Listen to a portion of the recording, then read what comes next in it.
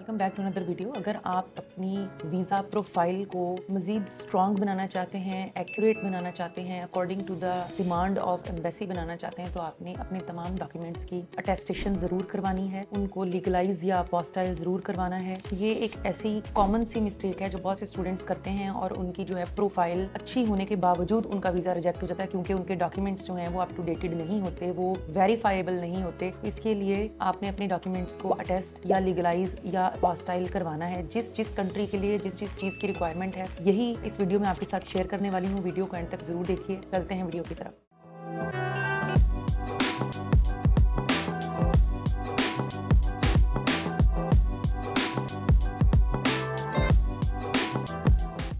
जी, तो अगर आपके डॉक्यूमेंट्स प्रॉपरली अपोस्टाइल नहीं हैं तो आपका वीज़ा रिजेक्ट हो सकता है। अगर डिमांड है एम्बेसी की कि डॉक्यूमेंट्स अपोस्टाइल्ड होने चाहिए, तो फिर आपका एडमिशन चाहे कंफर्म हो, आपकी बैंक स्टेटमेंट रेडी हो, आपने ट्यूशन फी पे की हुई हो, लेकिन अगर आपने अपने डॉक्यूमेंट्स अपोस्टाइल नहीं कराए जो कि एम्बेसी को रिक्वायर्ड थे, तो जाहिर है आपको फिर प्रॉब्लम फेस करनी पड़ सकती है। बेसिकली अपोस्टाइल होता क्या है? अपोस्टाइल एक ऐसी स्टैंप है जो पाकिस्तान की मोफा यानी मिनिस्ट्री ऑफ फॉरेन अफेयर से जो लगेगी, और ये जो स्टैंप है ये बेसिकली डॉक्यूमेंट्स की लीगलाइजेशन जो होती है, जिस भी कंट्री में आपने जाना होता है, स्पेसिफिकली उसी कंट्री की एम्बेसी आपको डॉक्यूमेंट्स लीगलाइज करके देती थी और फिर आप जो है वो इस एबल होते थे कि आपके डॉक्यूमेंट्स वहां पर जमा कराए जाएं और आप एम्बेसी में अपीयर हों और फिर आप जा सकें। तो अपोस्टाइल जो है वो लीगलाइजेशन की ही एक नेमुल बदल स्टैंप है। हेग कन्वेंशन कंट्रीज की लिस्ट के अकॉर्डिंग पाकिस्तान का जो स्टेटस है वो इस टाइम अपडेटेड है और पाकिस्तान में अपोस्टाइल अवेलेबल है। तो अपोस्टाइल बेसिकली एक ऐसी स्टैंप है जो आपके डॉक्यूमेंट्स की ऑथेंटिसिटी बताती है कि आपके जो डॉक्यूमेंट्स हैं वो वेरीफाइबल हैं और वो जाली नहीं है, और जो जो डिग्री आप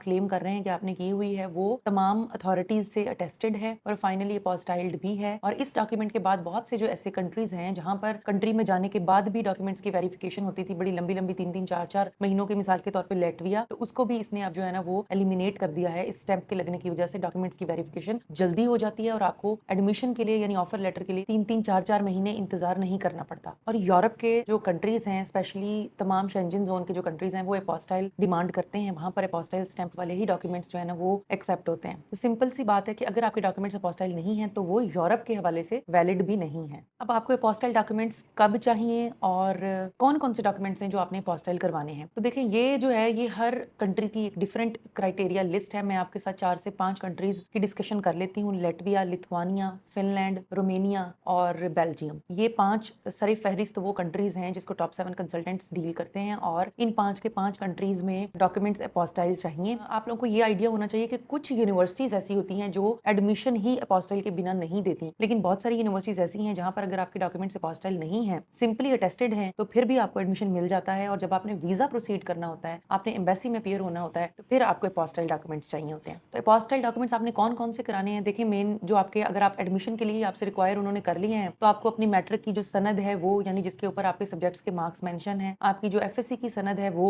जिसके ऊपर आपके सब्जेक्ट्स के मार्क्स मेंशन है, आपकी बैचलर्स की जो डिग्री है वो, बैचलर्स के जो ट्रांसक्रिप्ट्स हैं वो, यानी आपकी मैट्रिक की सर्टिफिकेट से लेकर आपकी जो लास्ट डिग्री है, यानी आप जिसमें आप अप्लाई करने जा रहे हैं उससे पीछे वाली जो डिग्री है, वो तमाम सारी की सारी डिग्रीज अपोस्टाइल होनी चाहिए। और आपके रिजल्ट कार्ड्स, अगर तो आपकी डिग्रीज के ऊपर मार्क्स मेंशन है सब्जेक्ट्स के, फिर रिजल्ट कार्ड्स को अलग से करवाने की जरूरत नहीं, और अगर मेंशन नहीं है फिर आपने इनको भी साथ में अपोस्टाइल करवाना है। अगर यूनिवर्सिटी की डिमांड है कि डॉक्यूमेंट्स अपोस्टाइल चाहिए, तो ये तमाम डॉक्यूमेंट्स आपके एडमिशन अप्लाई करने पर ही अपोस्टाइल्ड होने चाहिए। अब बात आ जाती है जी इन्हीं कंट्रीज की एम्बेसीज की। तो जी हाँ, ये कंट्रीज बेसिकली एम्बेसीज के टाइम पर ही अपोस्टाइल मांगते हैं। बस इन कंट्रीज में मौजूद कुछ यूनिवर्सिटीज ऐसी हैं जो पहले से ही अपोस्टाइल डॉक्यूमेंट्स लेना शुरू हो गई हैं। वो भी जब आप हमारे पास आते हो, अपना केस करवाते हो, तो हम आपको गाइड कर देते हैं कि आपको पहले ही अपोस्टाइल चाहिए या आपके पास मार्जिन है 2 से 3 महीनों का, क्योंकि अपोस्टाइल इटसेल्फ एक लंबा प्रोसेस है, इसको भी टाइम लगता है। उसके अलावा अगर हम एम्बेसी के हवाले से देखें, अगर आप स्पाउस के साथ जा रहे हैं, आपके बच्चों के बर्थ सर्टिफिकेट, आपको अपना जो है वो एफआरसी, एमआरसी, आपका पुलिस करेक्टर सर्टिफिकेट, एफआरसी जो है वो फैमिली रजिस्ट्रेशन सर्टिफिकेट है, एमआरसी जो है वो मैरिज रजिस्ट्रेशन सर्टिफिकेट है। तो ये वो डॉक्यूमेंट्स हैं। अगर आप किसी ने आपको जो है ना अडॉप्ट किया हुआ है, तो वो अडॉप्शन का जो सर्टिफिकेट होगा, यानी वो लीगल डॉक्यूमेंट्स जो कि आपकी पहचान बताते हैं, उन तमाम को आपने अपोस्टाइल करवा लेना है। अब हम अपोस्टाइल के प्रोसेस को डिस्कस कर लेते हैं कि अपोस्टाइल का जो प्रोसेस है वो कैसे है। तो सबसे पहले आपकी अगर मैट्रिक या इंटरमीडिएट की सर्टिफिकेट है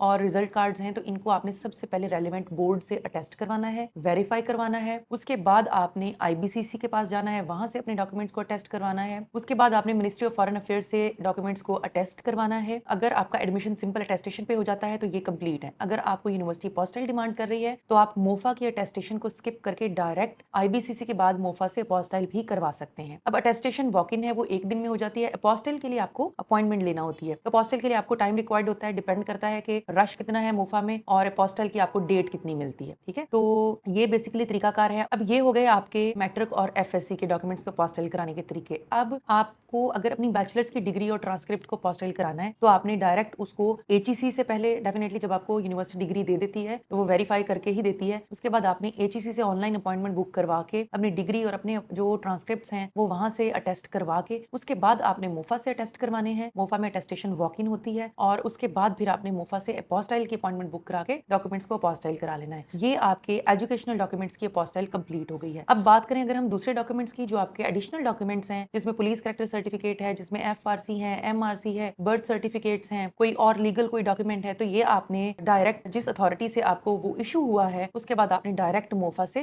टेस्ट और अपोस्टाइल करवा लेना होता है। उसकी अपॉइंटमेंट बुक करवा के उसको आपने किसी और तीसरे इदारे के पास लेकर नहीं जाना। तो ये कंट्रीज जो मैंने आपके साथ डिस्कस किए, हर एक की जो है डिमांड वो यूनिवर्सिटीज की डिफरेंट है। ये आपको आपके कंसल्टेंट ने ही गाइड करना है कि कौन सा डॉक्यूमेंट किस वक्त आपको चाहिए। अब एक मेन क्वेश्चन जो बहुत सारे स्टूडेंट्स करते हैं कि क्या हमें इटली के लिए, ऑस्ट्रिया के लिए या व्हाट्सएवर किसी भी कंट्री का वो नाम लें, उनके लिए लीगलाइजेशन की जरूरत है या नहीं है। तो जी हाँ, जब से अपोस्टाइल आ गया है पाकिस्तान में, ऑफिशियली इसकी स्टैंप लगना शुरू हो गई है, ऑफिशियली इसका स्टिकर अटैच करते हैं वो साथ, तब से आपको लीगलाइजेशन की कोई जरूरत नहीं है। आपके डॉक्यूमेंट्स इंग्लिश ट्रांसलेटेड होने चाहिए। पहले ऐसा होता था कि जिस कंट्री में जा रहे हैं, फॉर एग्जाम्पल लेटविया या फ्रेंच या कोई भी, तो उस कंट्री की लैंग्वेज में आपके डॉक्यूमेंट्स ट्रांसलेट होते थे और फिर उनके ऊपर लीगलाइजेशन होती थी। अब ऐसा नहीं है, अब आपके डॉक्यूमेंट्स इंग्लिश ट्रांसलेटेड होने चाहिए। आपकी डिग्री जो है वो अगर इंग्लिश में है तो डेफिनेटली आपको अपने डॉक्यूमेंट्स भी इंग्लिश ट्रांसलेशन वाले और अपोस्टाइल चाहिए। आपको अलग से लीगलाइजेशन की कोई जरूरत नहीं है। अब कॉमन मिस्टेक्स जो स्टूडेंट्स कर लेते हैं, अपोस्टाइल करवाते हैं डॉक्यूमेंट्स, लेकिन उसके अलावा जो कुछ ऐसी गलतियां हैं जो करते हैं जिनसे अवॉइड करना चाहिए, उसके बारे में बात कर लेते हैं। कि बच्चे अक्सर क्या करते हैं कि जी ओरिजिनल डॉक्यूमेंट्स को अटेस्ट करवाते ही नहीं है, फोटो कॉपीज को ही अपोस्टाइल करवा लेते हैं। डिपेंड करते हैं कंट्रीज के ऊपर। कोई भी ऐसा कंट्री नहीं है जहां पर आपके ओरिजिनल डॉक्यूमेंट्स को बाईपास कर दिया जाए और सिर्फ कॉपीज को ले लिया जाए। हाँ, ऐसे कंट्रीज जरूर हैं जहां पर आपके ओरिजिनल डॉक्यूमेंट्स की अटेस्टेशन अपोस्टाइल के साथ साथ आपकी लास्ट डिग्री की फोटोकॉपीज को भी अटेस्टेशन की रिक्वायरमेंट की जाती है कि जी ये डॉक्यूमेंट भी आपका कॉपी भी उसकी जो है वो अटेस्ट या अपोस्टाइल होनी चाहिए। दूसरी जो मेन चीज है जो अक्सर स्टूडेंट्स जो है वो बाईपास कर देते हैं कि डॉक्यूमेंट्स को ट्रांसलेट नहीं करवाते। कुछ डॉक्यूमेंट्स जो कि उर्दू में है, या हमारे कंट्री में डेफिनेटली उर्दू में आपको डॉक्यूमेंट्स मिलेंगे, जो इंग्लिश वाले हैं उनका तो मसला नहीं है, इंग्लिश वाले डॉक्यूमेंट्स डायरेक्ट अटेस्ट अपोस्टाइल हो जाते हैं। लेकिन जो डॉक्यूमेंट्स उर्दू में हैं उनको आपने डायरेक्ट अटेस्ट और अपोस्टाइल अगर करवा भी लिया है तो उनकी कोई वैल्यू नहीं है अनलेस कि वो रीडेबल लैंग्वेज में हो। तो रीडेबल लैंग्वेज जो है डेफिनेटली वो इंग्लिश ही है। इंग्लिश में आपने डॉक्यूमेंट्स को ट्रांसलेट करवाना है और कोशिश करनी है कि ऑथेंटिक ट्रांसलेटर से ही आप ट्रांसलेट करवाएं और फिर उन डॉक्यूमेंट्स को ओरिजिनल को भी और जो ट्रांसलेट करवाए हैं उनको भी अटेस्ट और अपोस्टाइल करवाएं। जी तीसरी बड़ी वजह जो है वो प्रॉब्लम जो क्रिएट करती है एम्बेसी के हवाले से या यूनिवर्सिटी के हवाले से, वो है जी आपके मिसमैच ऑफ द नेम्स। होता क्या है कि एक डॉक्यूमेंट के ऊपर नाम के स्पेलिंग कुछ और हैं, दूसरे के ऊपर नाम के स्पेलिंग कुछ और हैं। एक डॉक्यूमेंट के ऊपर फादर के नाम के स्पेलिंग कुछ और हैं, दूसरे पे फादर के नाम स्पेलिंग कुछ और हैं। बैंक अकाउंट का जो टाइटल है उसमें नेम की मिस्टेक है, तो आपने मेक श्योर करना है कि आपके तमाम डॉक्यूमेंट्स के ऊपर